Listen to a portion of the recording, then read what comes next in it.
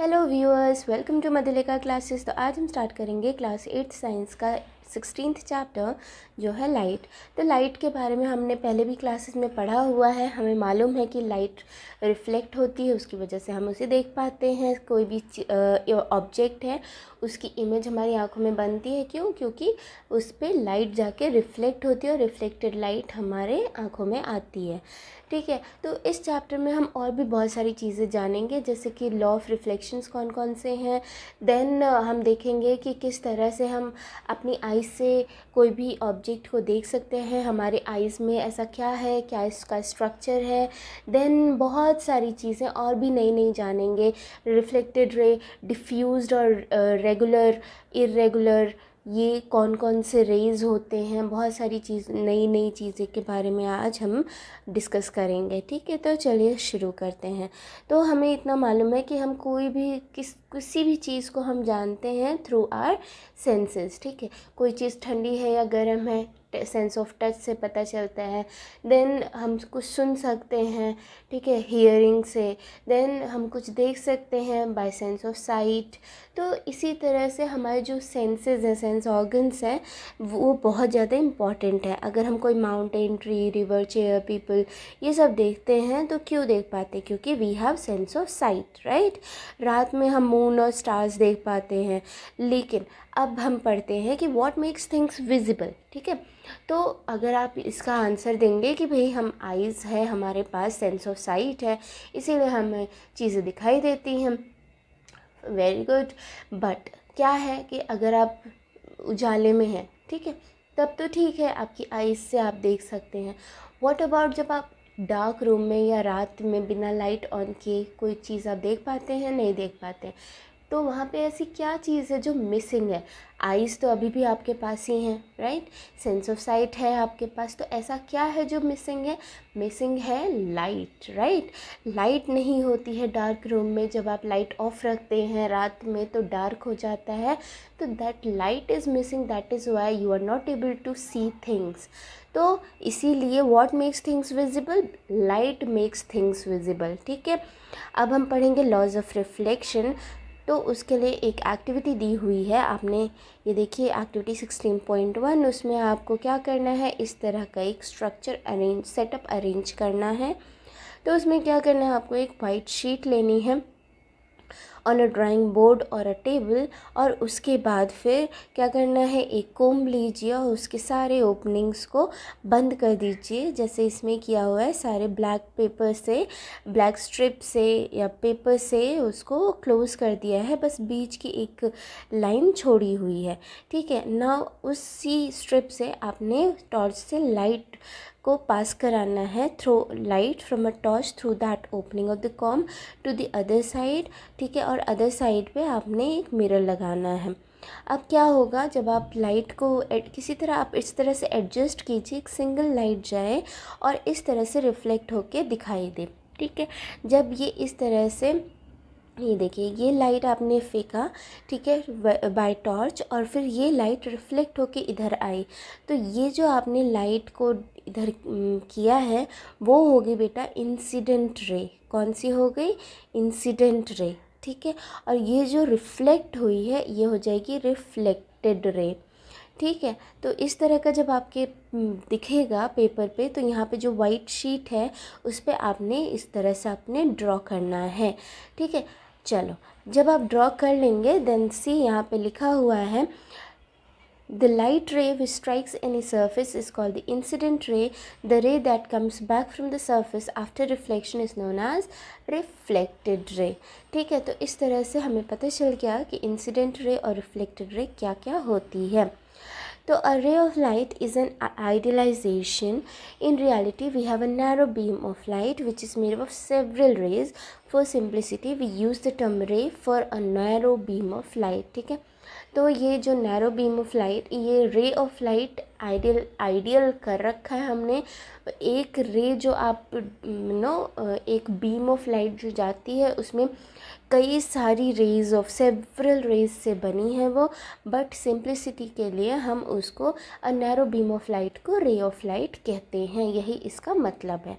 ठीक है, अब देखिए, जब आपने वो कर लिया तो इस तरह से आपको क्या करना है, इस तरह का आपका पेपर है तो आप जो बीच में एकदम है ना 90 डिग्री पे वहाँ पे एक लाइन ड्रॉ कीजिए। ठीक है, ये देखिए ये है आपका सरफेस, ये हो गया आपका इंसिडेंट रे, ये हो गया आपका रिफ्लेक्टेड रे, और ये देखिए ये 90 डिग्री बना रहा है ना यहाँ से। ठीक है, ये 90 डिग्री है, राइट। तो ये जो बीच में लाइन बनाई आपने वो हो जाएगी नॉर्मल रे।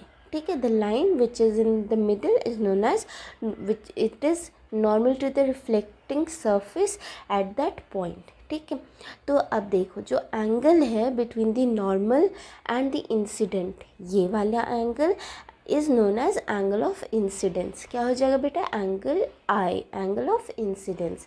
ठीक है, दूसरा ये जो नॉर्मल और रिफ्लेक्टेड रे के बीच का जो एंगल होगा वो हो जाएगा एंगल ऑफ रिफ्लेक्शन। ठीक है, एंगल आर। ठीक है, यही है, यहाँ पर देखिए लिखा हुआ है, the angle between the normal and the incident ray is called the angle of incidence. The angle between the normal and the reflected ray is known as angle of reflection. अब जो एंगल ऑफ इंसिडेंस है it is always equal to angle of reflection. This is the first law of reflection. ठीक है, angle of incidence is equal to angle of reflection. देखिए यहाँ पे देखिए लिखा था angle of incidence is always equal to angle of reflection. This is one of the law of reflection. अब देखो यहाँ आपको समझ में आ गया, ये देखिए यहाँ पे प्रॉपर दिया हुआ है, ये हो गया आपका रिफ्लेक्टेड सरफेस। ठीक है, रिफ्लेक्टिंग सरफेस, और ये देखिए ये इंसिडेंट रे, ये नॉर्मल रे, ये हो गया आपका बीच ये रिफ्लेक्टेड रे, ये हो गया बीच में नॉर्मल, ये एंगल ऑफ इंसिडेंस, ये एंगल ऑफ रिफ्लेक्शन। तो angle of incidence is always equal to angle of reflection. अगर एंगल ऑफ इंसिडेंस आपका 60 डिग्री है तो एंगल ऑफ रिफ्लेक्शन भी 60 डिग्री ही होगा। ठीक है, चलो अब देखते हैं नेक्स्ट। ये एक्टिविटी दी हुई है 16.2, जैसे कि आपने 16.1 में परफॉर्म किया, सिमिलरली आपको वही वैसे ही करना है। अब क्या करना है, let the sheet project a little beyond the edge of the table. ठीक है, और उसके बाद फिर आपने क्या करना है, जब वो रिफ्लेक्टेड रे और इंसिडेंट रे जब आपका बनने लग जाए, इस तरह से जब बन रहा है, तो आपने इस शीट को ना थोड़ा सा फोल्ड कर देना जहाँ पे रिफ्लेक्टिंग रे आ रही है। ठीक है, जब आप थोड़ा सा फोल्ड करेंगे देन यू विल सी कि रिफ्लेक्टिंग रे जो है जहाँ से फोल्डेड है थोड़ा सा भी अगर उठा हुआ है तो वो दूसरा प्लेन बन गया है ना, प्लेन चेंज हो गया ना। ठीक है, तो जहाँ से उठा हुआ है वहीं पे एंगल ऑफ रिफ्लेक्शन रुक जाएगा, दूसरे प्लेन में नहीं आएगा। ठीक है, तो इसी को बोलते हैं law, second law of reflection, कि जो इंसिडेंट रे है, नॉर्मल है और रिफ्लेक्टेड रे है, they all lie on the same plane, they will lie on the same plane। देखिए यहाँ पे लिखा हुआ है, when you bend the paper you create a plane different from the plane in which incident ray and normal lie, then you do not see reflected ray। इसीलिए क्यों, क्योंकि the incident ray, the normal at the point of incidence and the reflected ray all lie on the same plane। this is another law of reflection। ठीक है, ये हो गया clear कि सबसे पहला था एंगल ऑफ इंसिडेंस और एंगल ऑफ रिफ्लेक्शन हमेशा इक्वल होते हैं। दूसरा लॉ ऑफ रिफ्लेक्शन है क्या, कि angle of the incident ray, the normal at the point of incidence and the reflected ray will always lie on the same plane. जैसे ही आपने पेपर को थोड़ा सा बेंड किया, आपने दूसरा प्लेन क्रिएट कर दिया है ना, तो जब दूसरा प्लेन क्रिएट हो गया तो रिफ्लेक्टेड रे आप इस पर नहीं देख पाओगे, तो इसीलिए कहते हैं they all these rays will lie on the same plane. ठीक है, अब देखो ये हो गया, उसके बाद ओके नाउ एक्टिविटी 16.3। तो एक्टिविटी 16.3 में क्या करना है, आपको एक सोर्स ऑफ लाइट लेनी है O, which is placed in the front of a plane mirror P Q, two rays हैं O A and O C which is incident on it, जैसा कि इसमें दिया हुआ है, यहाँ देखिए। ठीक है, अब देखना है आपने क्या कि अब देखो जो आप रिफ्लेक्टेड रे है उसका डायरेक्शन आप पता कर सकते हैं कैसे, ये देखो यहाँ देखिए ओ ए एंड ओ सी ये दोनों रिफ्लेक्टेड इंसिडेंट रेज हैं, राइट। इंसिडेंट रेज है तो ये रिफ्लेक्ट होंगी इसी तरफ, है ना, इस तरफ रिफ्लेक्ट होंगी।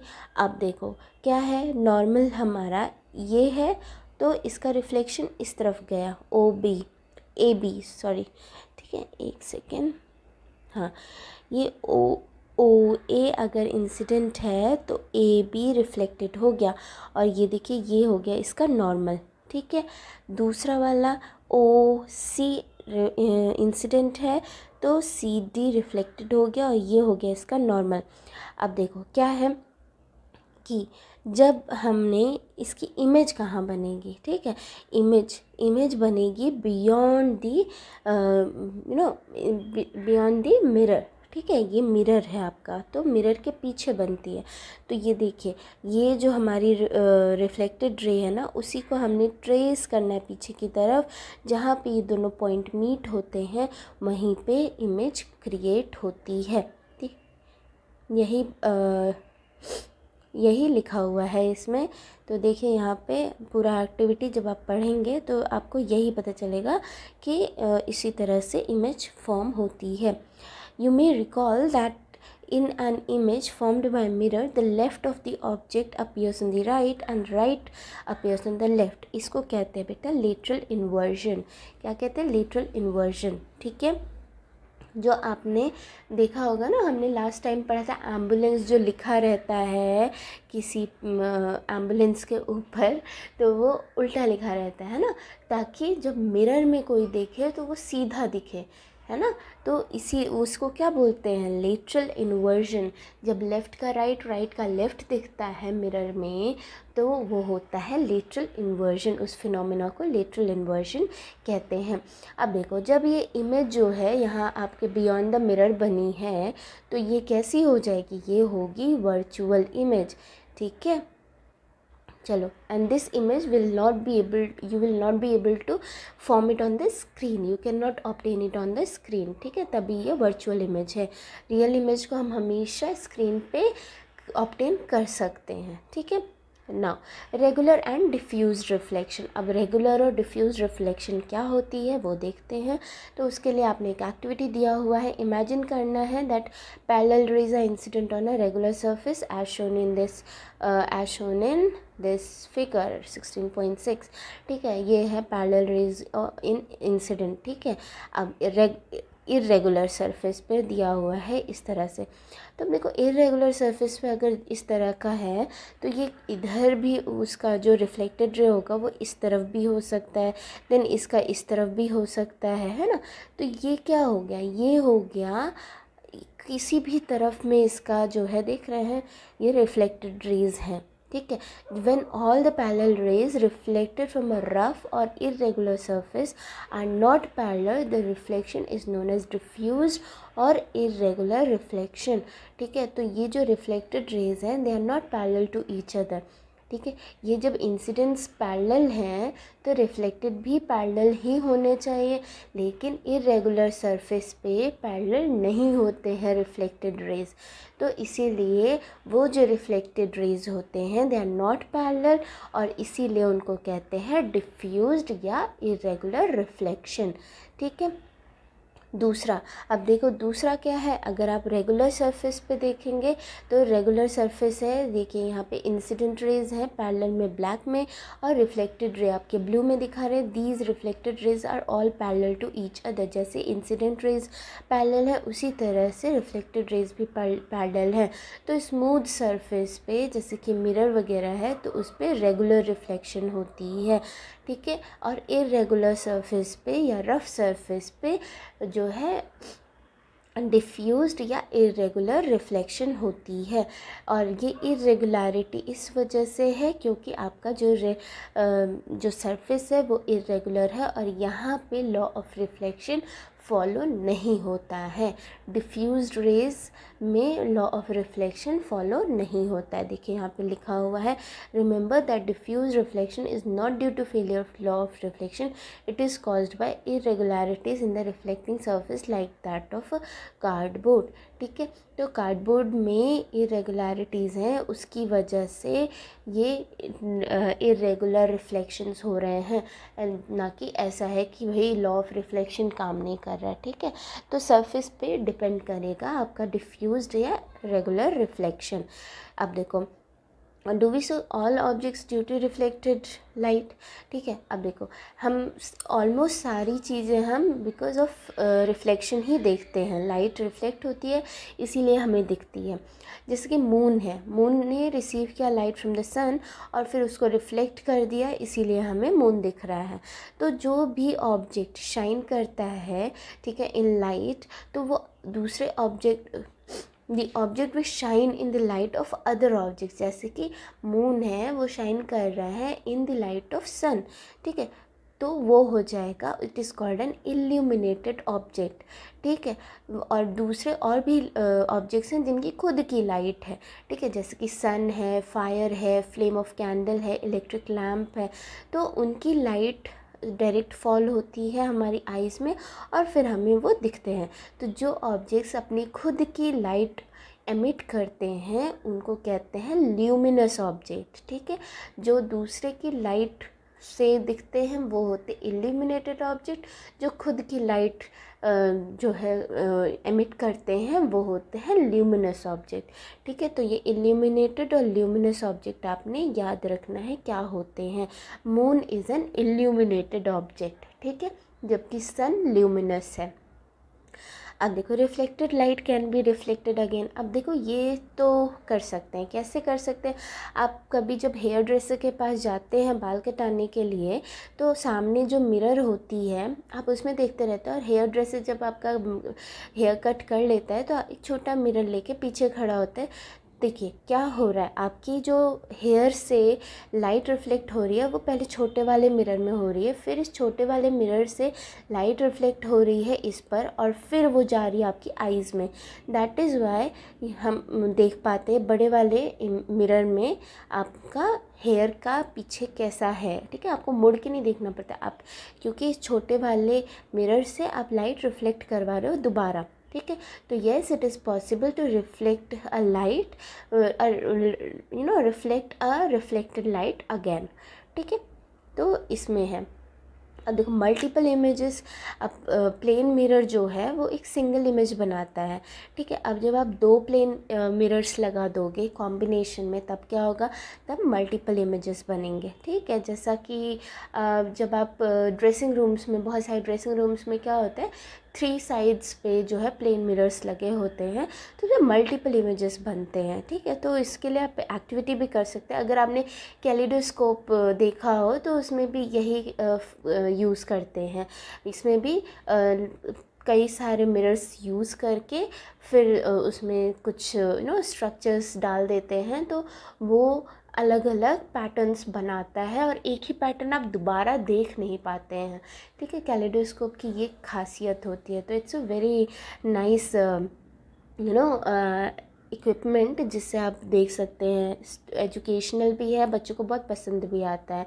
तो चलिए ये एक्टिविटी करते हैं 16.5। इसमें आपको क्या करना है, 2 प्लेन मिरर्स लेने इस तरह से, और उसको राइट एंगल पे आपने सेट कर देना है विद एजेस टचिंग। यहाँ पे एज उनका टच हो रहा है। अब क्या करना है, to hinge them you can use adhesive tape. तो दोनों को चिपकाने के लिए आप टेप यूज़ कर सकते हैं। अब एक कॉइन आपने रखना है और देखिए कितने इमेजेस बनेंगे, एक यहाँ बना, एक यहाँ बना, एक यहाँ बना। ठीक है, तो यू ऑब्टेन्ड 3 इमेजेस। ठीक है, अब डिफरेंट डिफरेंट एंगल पे आपने मिरर्स को लगाना है। ठीक है, तो आप देखेंगे बहुत सारे इमेजेस बन जाते हैं।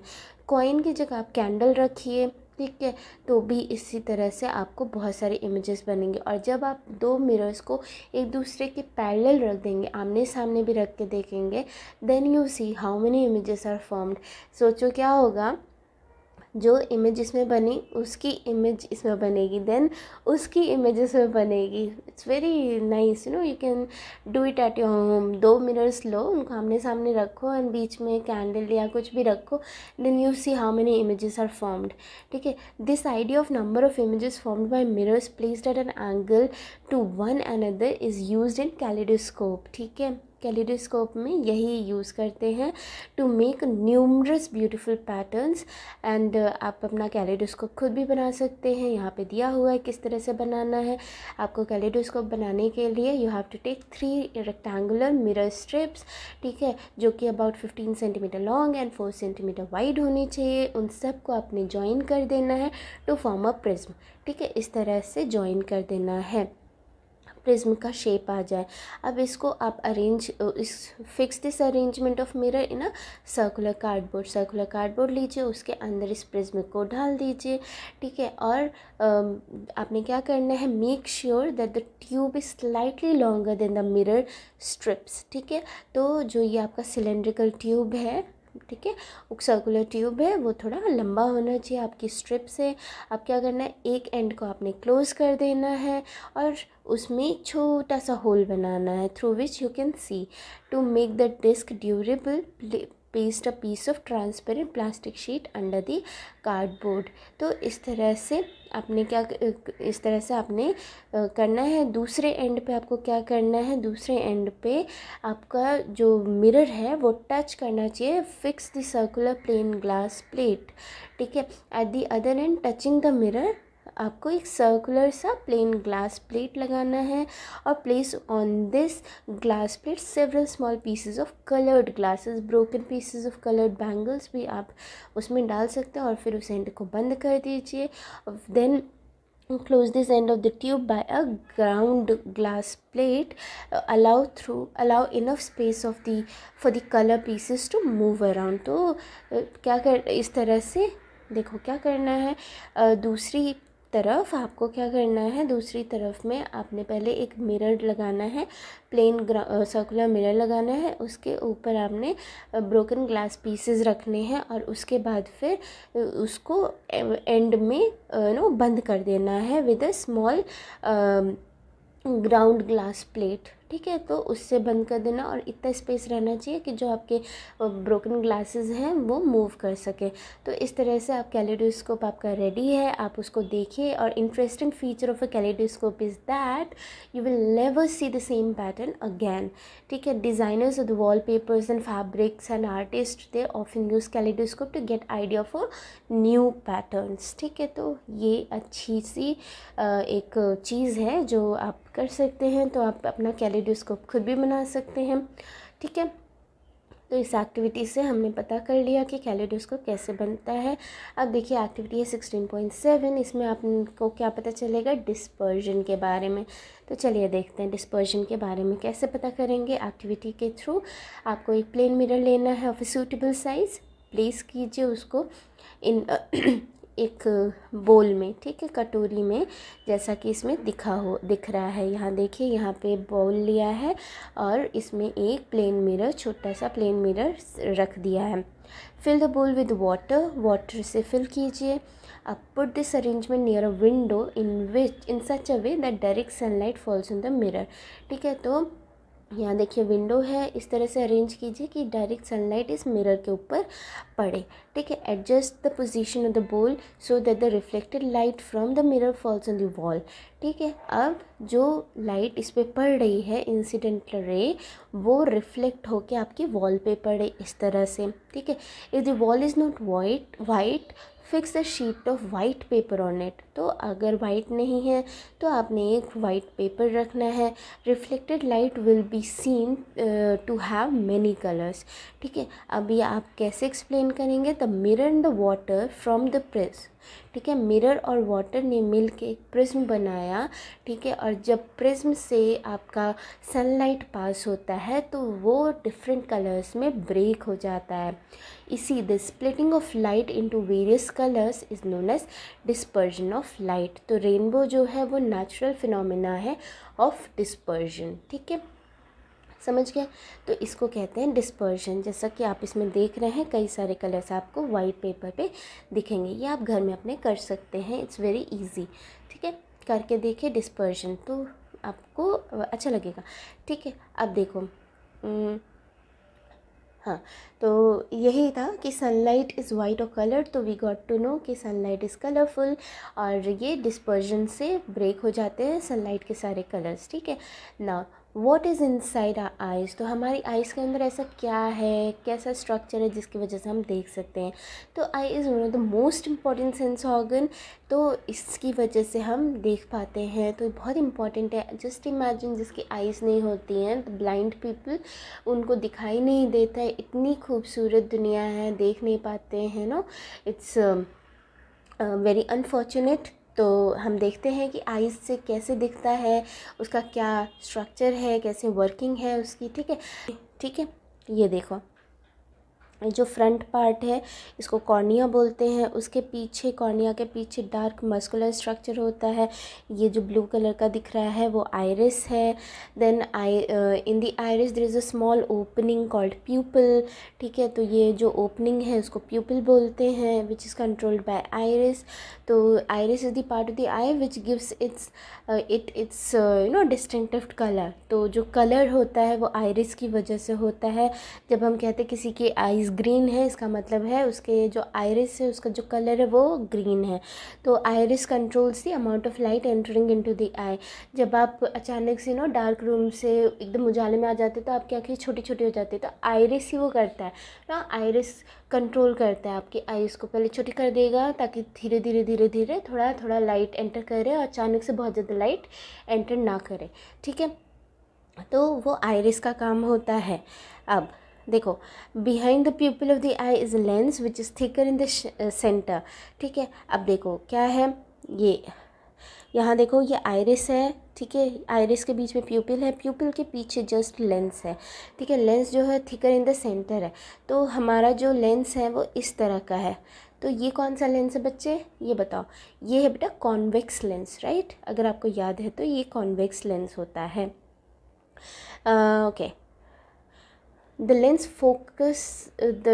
focuses light on the back of the eye। ठीक है, आपके आई के बैक में रेटिना होती है, रेटिना। ठीक है, यहाँ देखिए रेटिना है। ठीक है, ये आपकी ये जो लेंस है इस पे लाइट आती है और ये लाइट फोकस होती है आपकी रेटिना पे, और फिर रेटिना में बहुत सारे नर्व सेल्स होते हैं, तो सेंसेशन फेल्ट होती है बाय द नर्व सेल, और फिर ये ट्रांसमिट होती है to the brain through optic nerve, और उसके बाद फिर हमें इमेज दिखती है। ठीक है, अब देखिए इसमें जो आपकी रेटिना है, ठीक है, उसमें जो ऑप्टिक नर्व्स हैं वो उसमें दो टाइप के सेल्स होते हैं। ठीक है, एक कोन्स होते हैं और एक रॉड्स होते हैं।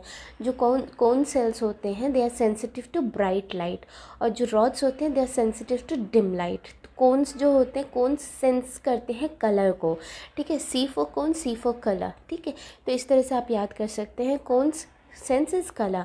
तो जो जंक्शन होती है ऑप्टिक नर्व की और रेटिना की, वहाँ पे कोई सेंसरी सेल्स नहीं होते हैं, so no vision is possible at that spot.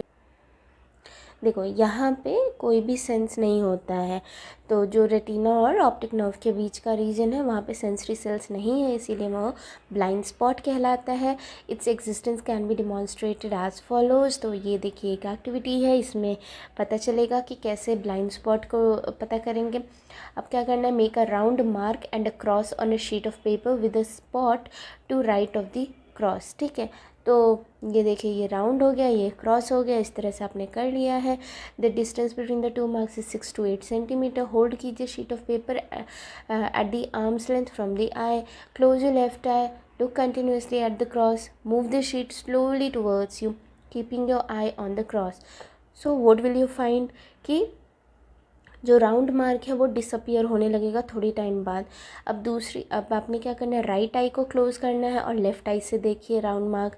उसके बाद फिर से अपनी तरफ ले आते रहिए, तो आप क्या देखेंगे कि थोड़ी देर बाद क्रॉस भी डिसअपियर हो जाने लगेगा। तो डिसअपियरेंस द क्रॉस और the round mark shows that there is a point on the retina which can not send message to the brain when light falls on it. ठीक है, तो इसीलिए कहते हैं कि blind spot is present between the retina and the optic nerve. ठीक है। Okay, तो जो आईज़ जो इमेज का इम्प्रेशन होता है ना, वो तुरंत वानिश नहीं हो जाता है हमारी रेटिना पर से, वो 1/16 ऑफ ए सेकेंड तक परसिस्ट करता, वहीं पे रुका रहता है।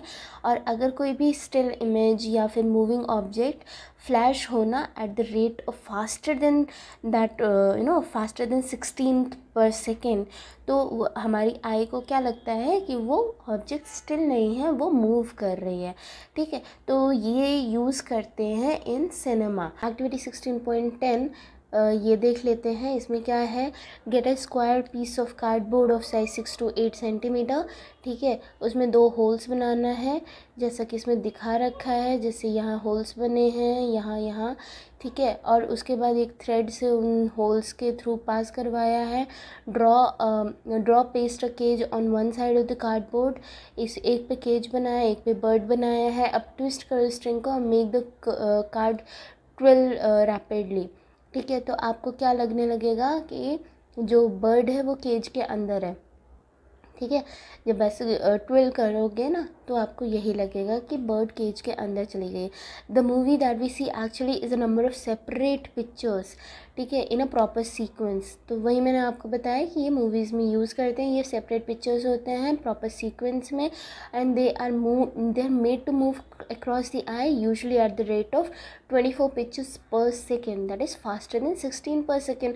सो we see the moving picture, we see कि पिक्चर मूव हो रहे हैं। ठीक है, तो नेचर भी हमें प्रोवाइड करता है हमारी आईज़ को प्रोटेक्ट करने के लिए, क्या, eyelids, to prevent any object from entering the eye. तो आईलिड्स जो होते हैं वो बंद हो जाते हैं, और जितना भी हमें लाइट रिक्वायर्ड होती है उतना ही हम आईज़ के अंदर अलाउ करते हैं।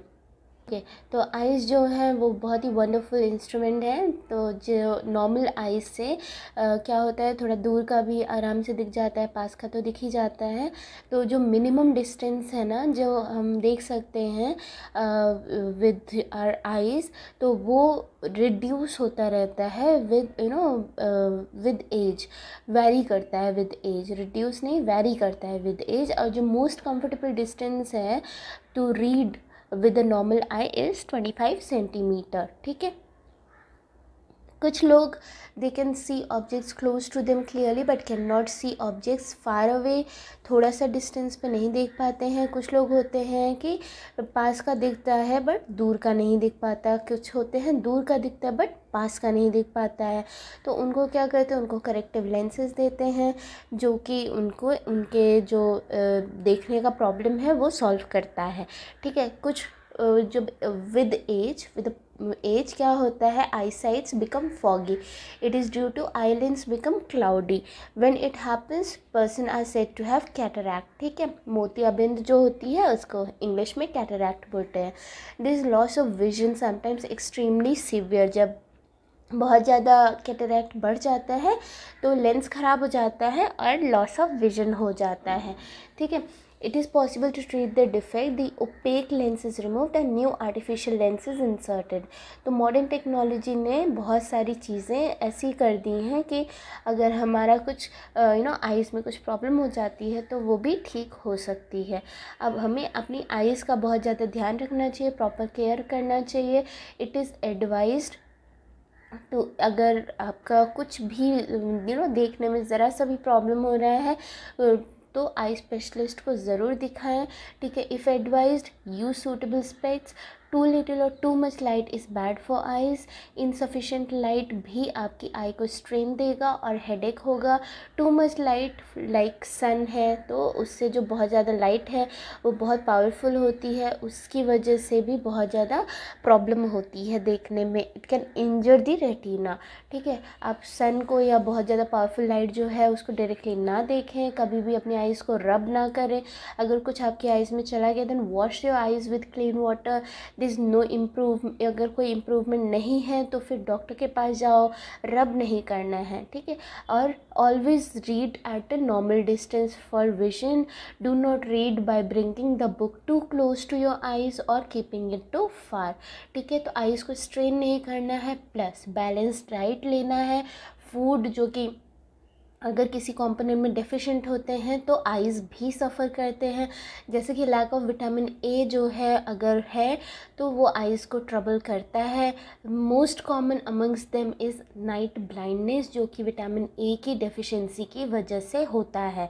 तो इसीलिए विटामिन ए वाला जो भी चीज़ें हैं, जैसे कि रॉ कैरेट है, ब्रोकली है, ग्रीन वेजिटेबल्स हैं जैसे कि स्पिनच है, देन कॉड लिवर ऑयल है, they are rich in vitamin A. Eggs, milk, curd, cheese, butter, fruits, papaya, mango, ये भी विटामिन ए में रिच होते हैं। तो ये सब आपको कंज्यूम करना चाहिए, ठीक है। अब देखो क्या है कि एनिमल्स में भी आइज़ होते हैं ऑफ डिफरेंट डिफरेंट शेप्स, ठीक है। Eyes of crab are quite small but they enable the crab to look all around, so crab can sense even if the enemy approaches them from behind. Just imagine, ठीक है, हमें पीछे नहीं दिखता but crab की छोटी छोटी आँखें होती हैं और वो पीछे भी देख सकते हैं। बटरफ्लाइज़ की बहुत बड़ी आँखें होती हैं, seen to made up of thousands of little eyes. They can see not only in front and the side but back as well, ठीक है। जो आउल होते हैं, night bird owl can see very well in night but not during day, ठीक है। उस on the other hand day light birds जो होते हैं, जैसे काइट है, ईगल है, they can see well during day but can not see during night. तो आउल की लार्ज कॉर्निया होती है एंड लार्ज प्यूपिल होती है to allow more light into the eyes. Also it has on its retina large number of rods and only few cone cells, ठीक है। तो जो डे बर्ड्स होती हैं उनमें क्या होगा, उनमें कोन सेल्स ज़्यादा होते हैं और रॉड सेल्स कम होते हैं, ठीक है। तो ये थी eyes in different different animals के बारे में। अब हम पढ़ते हैं visually impaired person can read and right. अब वो कैसे कर सकते हैं ये देखिए। कुछ लोग जैसे इंक्लूडिंग चिल्ड्रन, कुछ विजुअली इम्पेयर्ड भी होते हैं, ठीक है, उन्हें नहीं दिखाई देता है, they have very limited vision to see things. तो कुछ लोग एकदम नहीं देख पाते हैं सिंस बर्थ। कुछ होते हैं जिनकी किसी इंजरी से या किसी डिजीज़ की वजह से आईसाइट लॉस हो गई है। तो उन लोगों को थिंग्स को आइडेंटिफाई कैसे करते हैं, by touching and by listening to the voice more carefully. तो उनका क्या होता है, they develop other senses very sharply.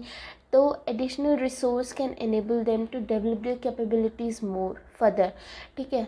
तो क्या क्या एडिशनल है वो हम जानेंगे, जैसे कि ब्रेली सिस्टम, ठीक है। तो ब्रेली सिस्टम जानने से पहले हम ये देख लेते हैं non optical and optical aids for visually impaired. तो नॉन ऑप्टिकल एड्स क्या इंक्लूड करते हैं, जैसे विजुअल एड्स, टैक्टिकल एड्स, जैसे which are using sense of touch, auditory aids जो आपकी हियरिंग के सेंस को यूज़ करते हैं। Then they are electronic aids भी होते हैं। विजुअल एड्स कैन मैग्नीफाई कर देता है वर्ड्स को and provide suitable intensity of light and material at proper distance. तो वो थोड़ा आप देख सकते हैं, ठीक है। देन टैक्चुअल एड्स क्या होते हैं, ये इंक्लूड करते हैं Braille writer slate and stylus which help visually challenged person to take notes, to read and to write. Auditory aids होते हैं, उसमें कैसेट्स होते हैं, टेप्स होते हैं, रिकॉर्डर्स होते हैं, बुक्स जो टॉकिंग बुक्स होते हैं, ये सारे डिवाइसेस होते हैं। देन इलेक्ट्रॉनिक एड्स में क्या क्या है, जैसे टॉकिंग कैलकुलेटर्स है, कंप्यूटर्स है, ऑल्सो दे आर अवेलेबल, ठीक है। तो ये सारी चीज़ें फॉर विजुअली इम्पेयर्ड लोगों के लिए होता है। देन क्लोज्ड सर्किट टेलीविज़न होता है, ऑल्सो ये भी इलेक्ट्रॉनिक एड में आएगा, जो क्या करेगा, इनलार्ज कर देता है प्रिंटेड मटेरियल को with suitable contrast and illumination. अब आजकल audio CDs and voice boxes आते हैं इन कंप्यूटर, जो बहुत ही हेल्पफुल होते हैं फॉर विजुअली इम्पेयर्ड। तो वो they can listen and they can write the desired text. तो ऑप्टिकल एड्स कौन से हैं, ऑप्टिकल एड्स में आता है बाइफोकल लेंसेज होते हैं, कॉन्टैक्ट लेंसेज हैं, टिंटेड लेंसेज हैं, मैग्नीफायर्स, टेलीस्कोपिक एड्स, ठीक है, जो बहुत सारे लेंसेज के कॉम्बिनेशन में भी यूज़ करते हैं to rectify visual limitation. Then telescopic aids are available to view chalk boards and class demonstration, ठीक है। तो ये हो गया non optical and optical aids for visually impaired. आपको पता होना चाहिए, इससे खास क्वेश्चंस नहीं आते हैं बट आपको मालूम होना चाहिए। अब हम पढ़ते हैं ब्रेली सिस्टम के बारे में। तो बहुत ही इम्पॉर्टेंट एंड पॉपुलर रिसोर्स है for visually challenged people is Braille Braille. तो पहले तो इनके बारे में जानते हैं। जिन्होंने ये डेवलप किया उनका नाम था Louis Braille. He was himself visually challenged person और उन्होंने ही डेवलप किया था इस ब्रेली सिस्टम को। तो जो प्रेजेंट डे सिस्टम है वो अडॉप्ट हुआ था इन 1932 और इसको Braille code for common language, जैसे मैथमेटिक्स है, साइंटिफिक नोटेशन है, इनमें ब्रेली कोड यूज़ होता है। बहुत सारे Indian languages can be red using Braille system. तो ब्रेली सिस्टम में 63 डॉट पैटर्न्स होते हैं और ये जो हर एक कैरेक्टर है या पैटर्न है वो रिप्रेजेंट करता है एक लेटर को, और कॉम्बिनेशन ऑफ लेटर को भी रिप्रेजेंट करता है, कोई वर्ड को भी रिप्रेजेंट करता है, ग्रामेटिकल साइंस को भी रिप्रेजेंट करता है। डॉट्स को अलग अलग तरह से अरेंज होते हैं in cells of 2 vertical rows of 3 dots. ठीक है, तो देख रहे हैं इस तरह से सी इस तरह से डिनोट होता है, ए ऐसे होता है, देन टी इस तरह से होता है। Pattern of dots to represent some English letters and some common words are shown in here. तो देखिए इस तरह से, एंड देन एंड को इस तरह से करते हैं, कॉमा ऐसे होता है। ये है ब्रेली सिस्टम में कुछ पैटर्न्स, डॉट के पैटर्न्स, जिससे ये लेटर्स या ये ग्रामेटिकल साइंस को दिखाता है। These patterns were embossed on Braille sheet help visually challenged person to recognise word by touching. तो उसको टच करते हैं, ये थोड़ा रेज्ड होते हैं, ये जो डॉट्स हैं वो रेज्ड होंगे, ये जो डॉट्स हैं वो थोड़ा पेपर पे रेज्ड होते हैं। तो उसको टच करते रहते हैं जो विजुअली इम्पेयर्ड होते हैं, and they recognise it to make them easier to touch the dots are raised slightly. देखिए यहाँ लिखा हुआ है। ठीक है, अब visually impaired people learn Braille system by beginning with letters. उसके बाद फिर स्पेशल कैरेक्टर्स उनको समझाया जाता है, देन लेटर के कॉम्बिनेशन समझाते हैं। Methods depend upon recognition by touching, touch करते हैं and they recognise it and then memorise कर लेते हैं। Braille text can be produced by hand और बाय मशीन्स। टाइपराइटर्स जैसे like devices and printing machines have now been developed, तो उनसे भी ये कर सकते हैं। तो देखिए यहाँ पे इस बॉक्स में कुछ ऐसे विजुअली इम्पेयर्ड पीपल के बारे में दिया हुआ है जिन्होंने बहुत ज़्यादा अचीवमेंट्स पाई हैं। जैसे कि आपको पता ही होगा, दिवाकर नाम के एक बच्चा था, वो उसने बहुत ही अच्छे परफॉर्मेंसेस दिए थे as a singer. We have seen in TV, आप यूट्यूब पे देखेंगे तो आपको दिख जाएगा, दिवाकर नाम डाल के देखिए, then you will find out.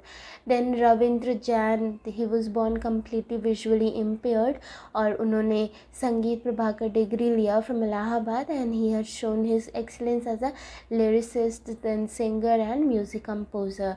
Then Lal Advani was also visually impaired and he established Association for Special Education and Rehab for Disabled in India, और उसके बाद ही represented India on Braille problems in UNESCO में भी गए थे। Then Helen ए Keller, वो American author हैं, lecturer हैं, is perhaps the most well known and inspiring visually challenged person. She lost her site when she was 18 months old, but because of her resolve and courage, she could complete her graduation from a university, and she wrote many books, including the story of my life in 1903. तो ये हैं जो visually impaired थे, but then also they achieved a lot. ठीक है, तो इस तरह से ये हो गया चैप्टर फिनिश, और ये कीवर्ड्स हमने सब जाने हैं, सब हमने पढ़ा। व्हाट यू हैव लर्नड में आप एक बार रीड कर लीजिए टू नो मोर। एंड अगर आपको ये वीडियो पसंद आया है, आपको ये चैप्टर समझ आया है, तो प्लीज़ लाइक कीजिए, वीडियो को शेयर कीजिए अपने फ्रेंड्स के साथ, और मेरे चैनल को सब्सक्राइब कीजिए। Thank you.